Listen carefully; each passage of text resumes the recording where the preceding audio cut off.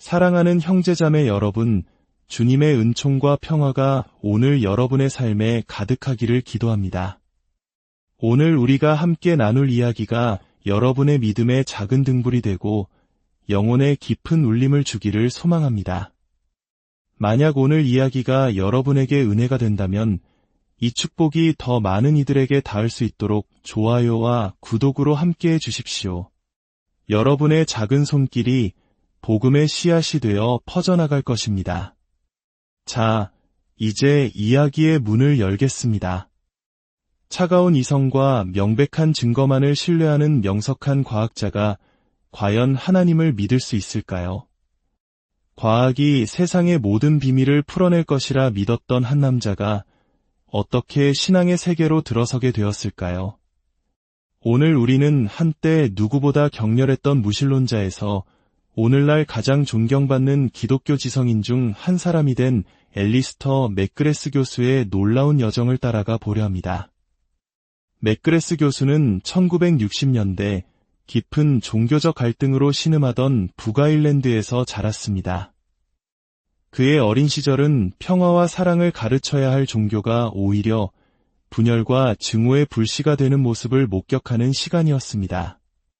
한쪽에서는 개신교, 다른 한쪽에서는 가톨릭, 서로를 향한 날선 대립은 어린 그의 마음에 종교란 그저 어리석은 분쟁의 원인일 뿐이라는 생각을 심어주었습니다. 학교에서는 자연과학에 매료되었습니다. 세상은 복잡한 방정식처럼 보였고 과학은 그 해답을 찾아내는 명쾌한 도구였습니다. 그는 이렇게 결론 내렸습니다. 과학은 신이 없다고 말한다. 그러니 더 이상의 논쟁은 무의미하다. 종교적 폭력을 보라. 종교가 없다면 폭력도 없을 것이다. 답은 간단하다. 그는 젊은 시절 스스로를 단순한 무신론자가 아닌 공격적인 무신론자라고 불렀습니다.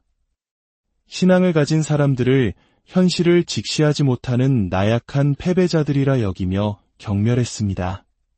그는 훗날 저명한 무신론 과학자 리처드 도킨스의 책을 읽으며 나도 한때 저랬었지라며 씁쓸한 향수를 느끼기도 했다고 고백했습니다.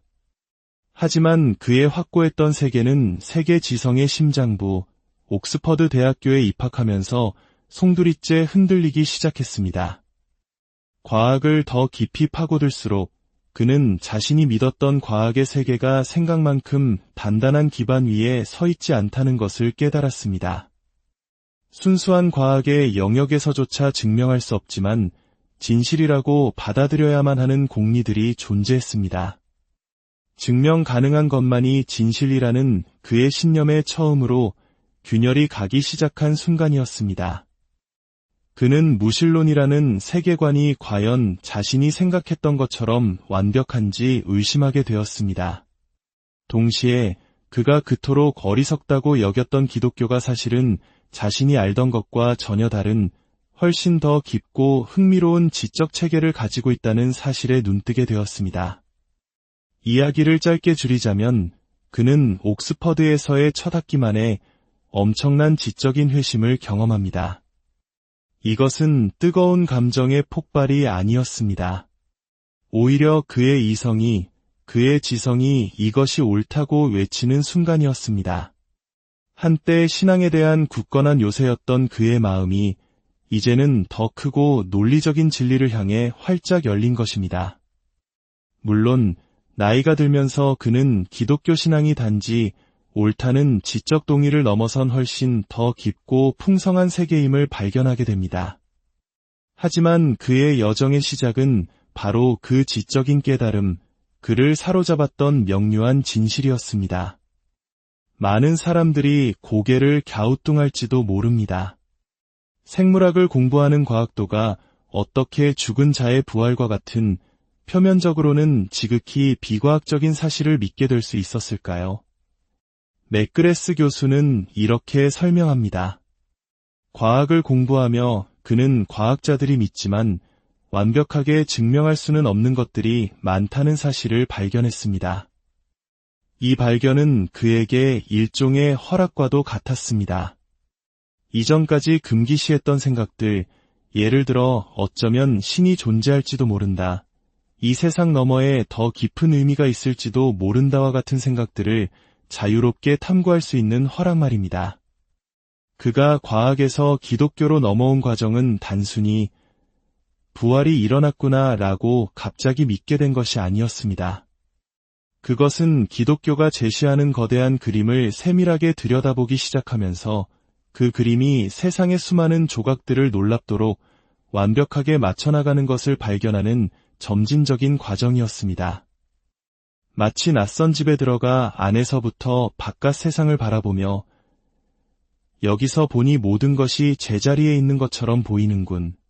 이건 정말 효과가 있어 라고 깨닫는 것과 같았습니다. 그의 영적 여정에서 빼놓을 수 없는 인물은 바로 C.S. 루이스입니다. 우리에게는 나니아 연대기의 작가로 잘 알려진 루이스 역시 맥그레스 교수처럼 무신론에서 출발의 위대한 기독교 변증가가 된 인물입니다.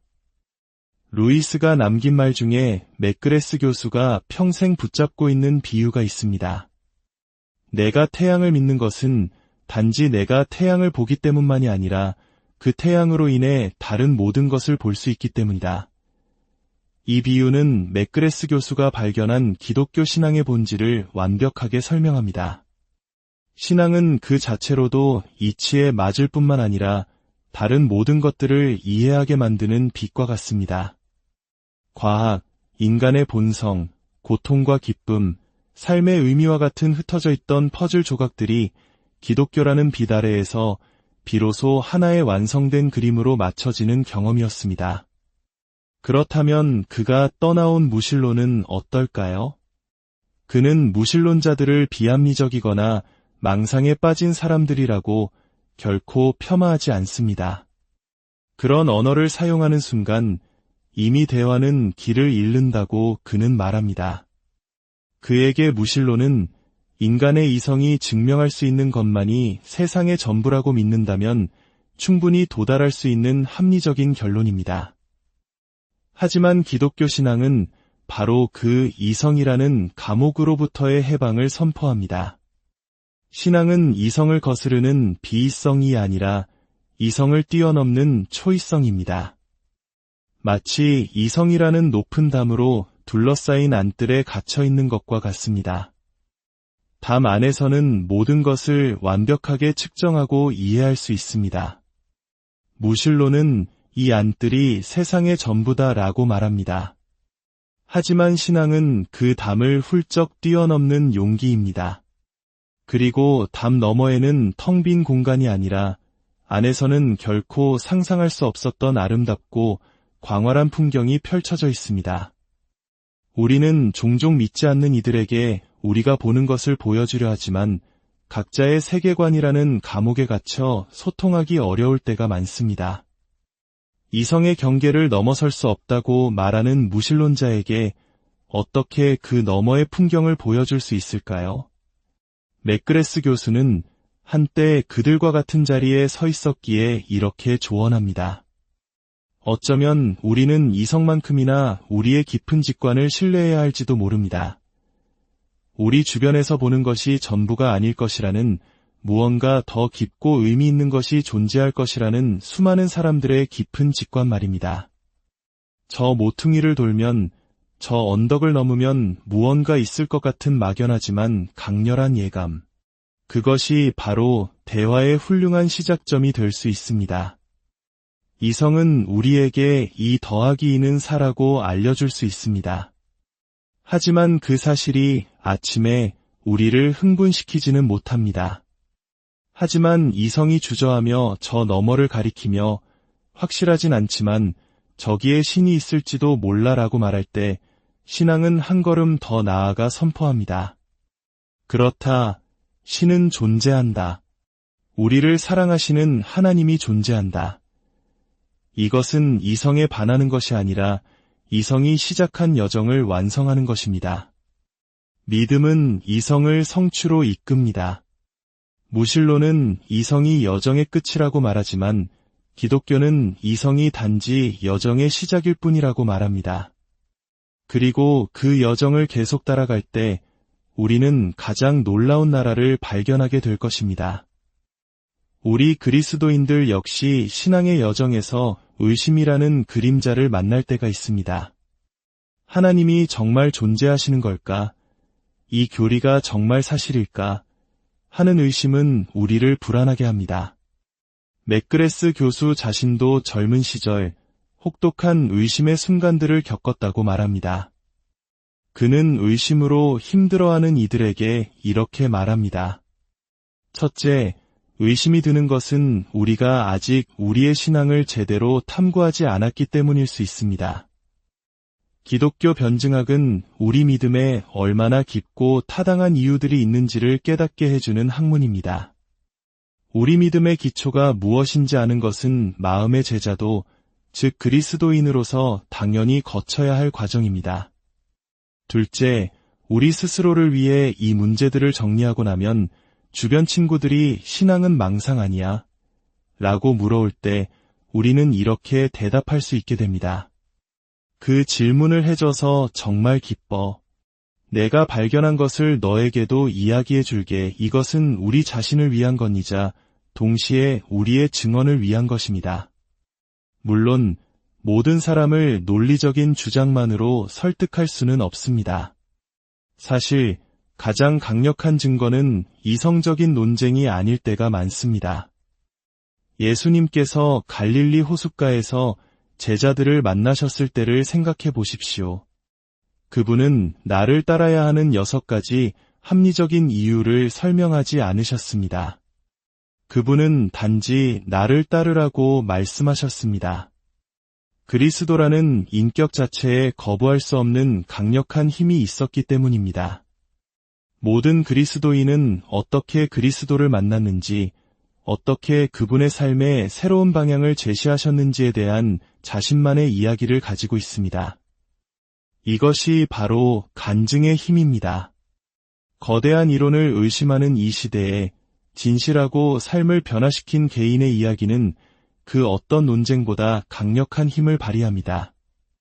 오늘날 사람들은 이것이 진실인가? 라는 질문보다 이것이 내 삶에 정말 효과가 있는가? 라는 질문을 더 많이 던집니다. 살아있는 신앙을 가진 우리 모두는 담대하게 말할 수 있습니다. 네, 이 믿음은 제 삶에 놀랍게 작용했습니다. 제가 어떻게 이 믿음을 발견했고, 이 믿음이 어떻게 제 삶의 모든 것을 의미 있게 만드는지 이야기해 드릴게요. 앨리스터 맥그레스의 여정은 이성이라는 닫힌 방에서 출발하여 믿음이라는 빛으로 세상을 환히 비추는 광활한 세계로 나아간 이야기입니다. 오늘 이 이야기가 여러분 각자의 여정에 영감이 되기를 바랍니다. 여러분이 보고 증명할 수 있는 것의 담 너머를 바라볼 용기를 얻고 하나님께서 여러분을 위해 예비하신 아름다운 풍경을 발견하시기를 소망합니다. 주님께서 여러분의 믿음의 길을 축복하시고 여러분의 하루하루를 평강으로 채워주시기를 간절히